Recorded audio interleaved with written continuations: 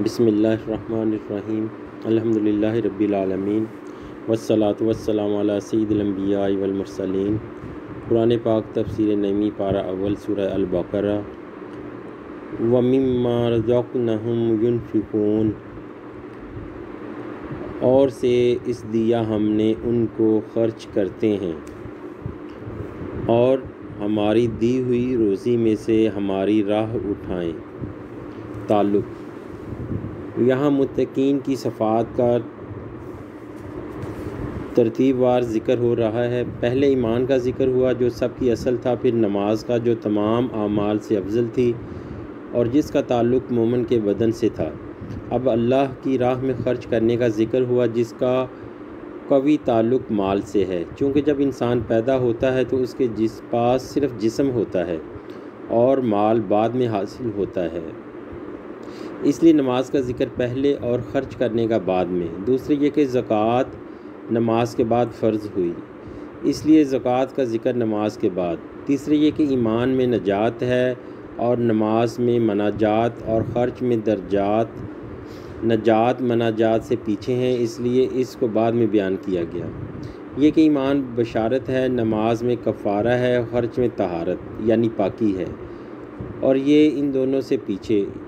یہ کہ ایمان میں عزت اور نماز میں قربت اور خرچ میں زیادتی ہے، اور زیادتی ان دونوں کے بعد میں ہے، اس لیے اس کا ذکر بعد میں ہوا۔ یہ کہ اس آیت میں 4 چیزوں کا ذکر ہوا: تقوی، ایمان بالغیب، اور نماز قائم کرنا اور خرچ کرنا، اور یہ 4 صفتیں چاروں خلفاء یعنی ابو بکر صدیق، عمر فاروق، عثمان غنی، مولا علی رضوان اللہ تعالیٰ اجمعین کی صفتیں ہیں۔ چنانچہ صدیق اکبر متقین کے سردار، عمر فاروق مومنین کے پیشوا، عثمان غنی نمازیوں کے شہنشاہ، مولا علی راہ خدا میں خرچ کرنے والوں کے امام رضی اللہ تعالیٰ عنہم اجمعین۔ تفسیر اس جملے میں 3 الفاظ ہیں اور تینوں بہت گنجائش رکھتے ہیں، جس کی وجہ سے یہ جملہ مسائل کا ایک دریا ہے، بلکہ یوں سمجھو کہ فقط یہ ایک جملہ ہی انسان کی ساری زندگی کے لیے کافی ہے۔ ایک مما، دوسرا رزقناہم، تیسرے ينفقون۔ مما میں منبادیت کے لیے ہے، یعنی اپنی روزی میں سے کچھ حصہ خرچ کرے۔ اس سے 2 فائدے حاصل ہوئے۔ ایک تو یہ کہ سارا مال راہ خدا میں خرچ کر کے خود فقیر نہ بن جانا چاہیے۔ اگر آپ نے اپنا سارا مال فقیروں کو دے دیا اور اپنے کو اور اپنی اولاد کو بھوکا رکھا تو بہت سے حقوق مار کر ایک نفلی کام کیا جو یقیناً منع ہے، اور اگر بعد میں بھیک مانگتے پھرے تو نفل ادا کر کے حرام میں پھنسے، کیونکہ بلا سخت ضرورت بھیک مانگنا حرام ہے۔ اس لیے اس جگہ مما فرمایا گیا۔ ہاں، اگر کوئی اللہ کا بندہ صدیق اکبر رضی اللہ تعالیٰ عنہ کی طرح متوکل ہو اور اس کے سارے گھر والے بھی صدیق اکبر رضی اللہ تعالیٰ عنہ کے گھر والوں کی طرح متوکل ہوں، اور پھر وہ اپنا سارا گھر بار مصطفیٰ صلی اللہ علیہ وآلہ وسلم کے قدم پاک پر نثار کر دے اور گھر میں اللہ اور رسول کے نام رکھے تو یہ دوسری بات ہے۔ حضرت صدیق اکبر رضی اللہ تعالیٰ عنہ تو پروانہ شمع مصطفی تھے، ان سوختہ جانوں کے احکام ہی دوسرے ہیں، لہٰذا جو شخص اس آیت کو پیش کر کے ان پر اعتراض کرتا ہے وہ عاشقوں کے رمز سے ناواقف ہے۔ دوسرے اس طرف اشارہ ہو رہا ہے کہ ہمارے پاس عام طور پر 2 قسم کے مال ہوتے ہیں، کچھ حرام اور کچھ حلال۔ راہ خدا میں وہ مال خرچ کرو جو نہایت طیب اور حلال ہو، کیونکہ حرام مال اس کی بارگاہ میں قبول نہیں۔ تیسری کہ ہمارے مالوں میں سے بعض مال ردی ہوتے ہیں اور بعض کھرے۔ اللہ کی راہ میں کھرا مال خرچ کرو، جس کی دوسری آیتوں میں تصریح فرمائی گئی ہے۔ اس لیے یہاں من اشارہ فرمایا گیا۔ رزقناہم یہ رزق سے بنا ہے، اور رزق کی لغت میں 2 معنی ہیں: عطا یعنی دی ہوئی چیز، حصہ، وَتَجْعَلُونَ رِزْقَكُمْ أَنَّكُمْ تُكَذِّبُونَ۔ اس آیت میں رزق حصہ کے معنی میں استعمال ہوا۔ اصطلاح میں رزق وہ ہے جس سے کوئی جاندار چیز نفع حاصل کرے، لہٰذا ہوا، پانی، لباس، غذائیں، زمین اولاد وغیرہ، غرض کہ دنیا کی ہر نعمت رزق ہے۔ تو اب اس آیت کے معنی یہ ہوئے کہ ہر نعمت میں سے ہماری راہ میں خرچ کریں، لیکن ہر چیز کا خرچ کرنا اس کے موافق ہوگا۔ مثلا ہوا سے سانس لیتے ہیں تو کچھ سانسیں اللہ کے ذکر میں خرچ کرو، یہ سانسوں کی زکوٰۃ ہوئی۔ اگر اولاد آپ کو ملی ہے تو جس طرح چند بچوں کو دنیاوی کاروبار میں ماہر بناتے ہو، ان میں کم از کم ایک کو حافظ قرآن یا عالم دین بھی بناؤ، اور جس طرح کہ اپنی اولاد کو دنیاوی کام سکھاتے ہو، کوئی دینی کام بھی سکھاؤ، اور ان کو یہ بھی سمجھا دو کہ تم کس درخت کی شاخ اور کس شاخ کے پھل ہو۔ اس طرح اگر تمہارے پاس مال ہے تو مال کو بھی اللہ کی راہ میں خرچ کرو۔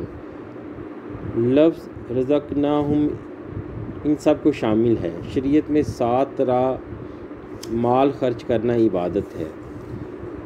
نمبر 1 زکوٰۃ، اس کی بہت سی قسمیں ہیں اور ہر قسم کے ہزارہا مسائل، چاندی سونے کی زکوٰۃ، جانوروں کی زکوٰۃ، زمینی پیداوار کی زکوٰۃ وغیرہ۔ نمبر 2 صدقہ فطر۔ نمبر 3 نفلی صدقے، اس کی بہت قسمیں ہیں، مہمانوں کی دعوت، کمزوروں کی مدد، یتیموں کی پرورش اور قرض داروں کے قرض کی ادائیگی، 11ویں شریف، محفل میلاد پاک، سب اس میں شامل ہیں۔ نمبر 4 وقف، اس کی بھی بہت سی صورتیں ہیں، مسجدیں، دینی مدرسے، پل، کنویں، سرائے وغیرہ بنانا۔ نمبر 5 حج کے خرچے۔ نمبر 6 جہاد۔ نمبر 7 اپنے ذمہ اہل قرابت کے جو خرچ لازم ہیں ان کا ادا کرنا، اس کی بھی بہت سی قسمیں ہیں، بیوی کے مصارف، چھوٹی اولاد کی پرورش، والدین کا خرچ، غریب اہل قرابت کی امداد وغیرہ، سب اس میں داخل ہیں۔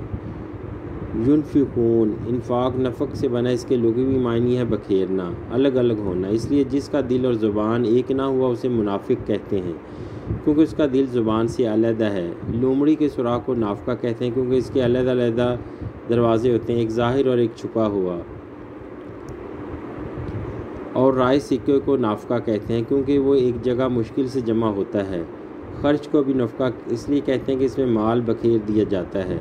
آپ کی جیب میں 50 روپے میں بازار جا کر آپ نے 5 روپے کپڑے والے کو دیے، 10 غلے والے کو کچھ مٹھائی وغیرہ میں صرف کیے، تو وہ پیسہ جو آپ کی جیب میں جمع تھا متفرق ہو گیا۔ خرچ چند طرح کا ہوتا ہے، حرام خرچ جیسے شراب نوشی، جوا وغیرہ، جائز خرچ جیسے دنیاوی ضروریات میں پیسہ خرچ کرنا، مستحب، سنت اور فرض۔ اس جگہ وہ خرچ مراد ہے جو رضائے الہی کے لیے ہو، خواہ فرض ہو یا نفل۔ جن مفسرین نے اس کی تفسیر زکوٰۃ سے کی ہے انہوں نے خاص قسم کی تفسیر کر دی۔ بہرحال قرآن پاک کا یہ جملہ ہزارہا مسائل کو شامل ہے۔ تفسیر صوفیانہ۔ صوفیہ کرام فرماتے ہیں کہ یہ آیت کریمہ جس طرح ظاہری نعمتوں کے خرچ کو شامل ہے، اس طرح باطنی نعمتوں کا خرچ بھی اس میں داخل ہے۔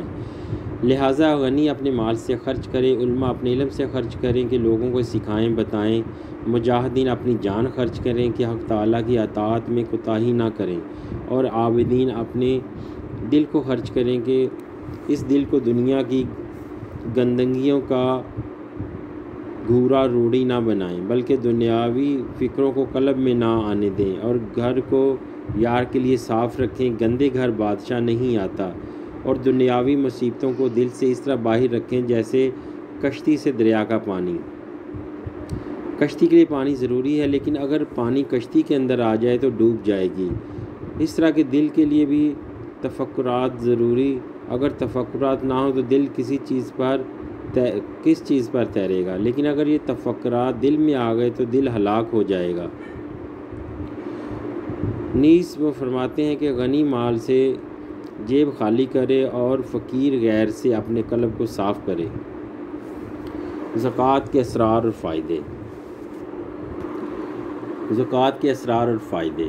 یہ قدرتی بات ہے کہ خرچ کرنے سے چیز بڑھتی ہے۔ اگر عالم اپنا علم خرچ نہ کرے تو اس سے ہاتھ دھو بیٹھتا ہے۔ اگر کنویں سے پانی خرچ نہ کیا جائے تو پانی گندا ہو جائے گا۔ اگر درختوں کی کچھ شاخیں نہ کاٹی جائیں تو ان میں آئندہ پھل کم آئیں گے۔ اسی طرح اگر مال کی زکوٰۃ ادا نہ کی جائے تو اس مال کی ترقی رک جائے گی۔ قدرت نے ہر چیز سے زکوٰۃ لی ہے، بیماری تندرستی کی زکوٰۃ ہے، نیند بیداری کی زکوٰۃ، تکلیفیں راحتوں کی زکوٰۃ، کھیتوں میں کچھ غلے کا برباد ہو جانا اور پرندوں کا کھا جانا، یہ پیداوار کی قدرتی زکوٰۃ ہے۔ اگر ہم اپنے مال سے زکوٰۃ نہیں نکالتے تو قانون قدرت کے خلاف کرتے ہیں۔ اگر کسی کی کوئی چیز ضرورت سے زائد بچ جائے تو وہ اور جگہ بھی خرچ ہونی چاہیے۔ کتیا وغیرہ کے پستان میں اتنا ہی دودھ ہے جتنا اس کے بچے پی سکے، لیکن بھینس گائے کو اس کے بچے کی ضرورت سے زیادہ دودھ دیا گیا ہے۔ اس سے معلوم ہوا کہ اس میں اوروں کا بھی حق ہے۔ اگر قدرت نے آپ کو آپ کی ضرورت سے زیادہ مال دیا ہے تو یقیناً اس میں فقراء اور مساکین کا بھی حصہ ہے۔ زائد چیزوں کو علیحدہ کرنا ہی ضروری ہے۔ آپ کے بڑے ہوئے ناخن اور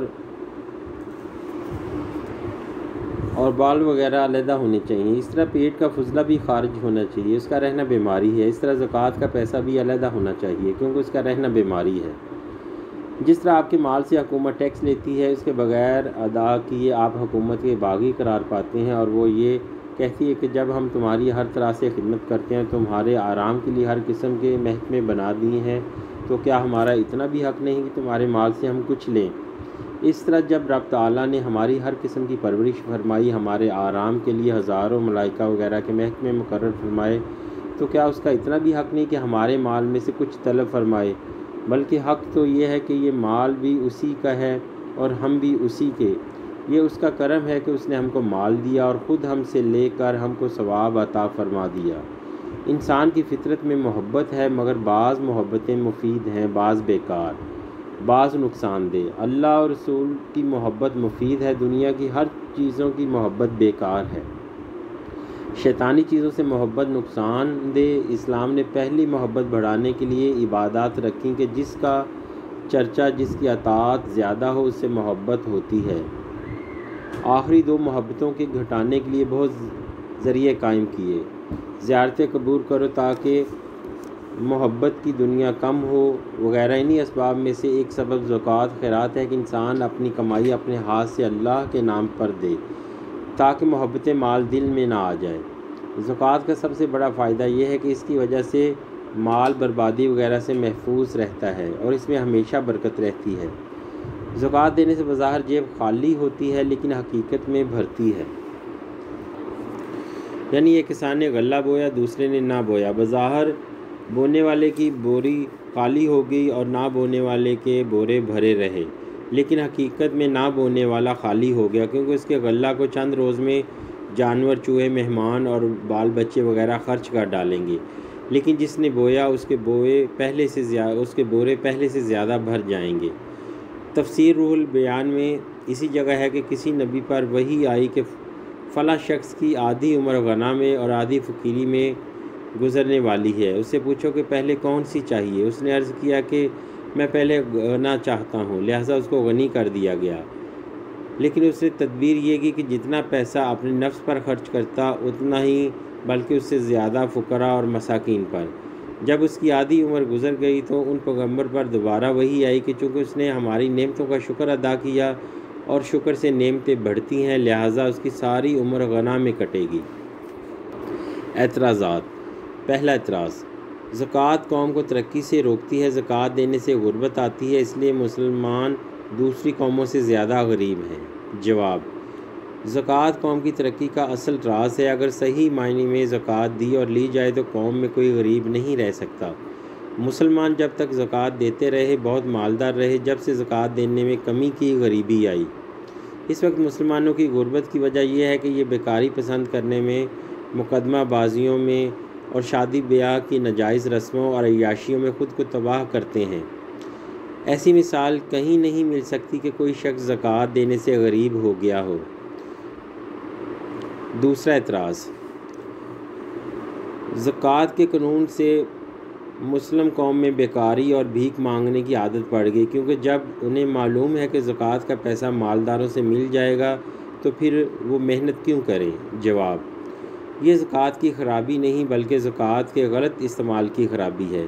اسلام نے جس طرح کے مالداروں کی زکوٰۃ دینے کی ترغیب دی ہے، اسی طرح فقراء مساکین کو کما کر کھانے کا اور بھیک سے بچنے کا سخت حکم دیا، جس کے متعلق قرآن پاک کی آیتیں اور احادیث بکثرت موجود ہیں۔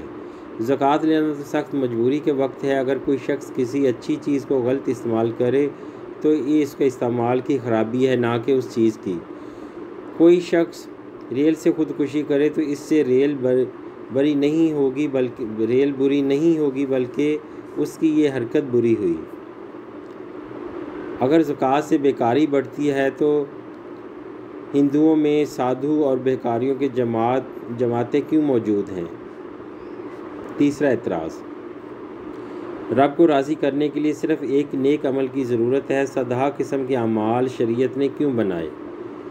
نوٹ: یہ اعتراض خاکساریت کی جڑ ہے۔ اس کے نزدیک صرف جھوٹی خدمت خلق اور نام کا غلط جہاد نجات کا مدار ہے۔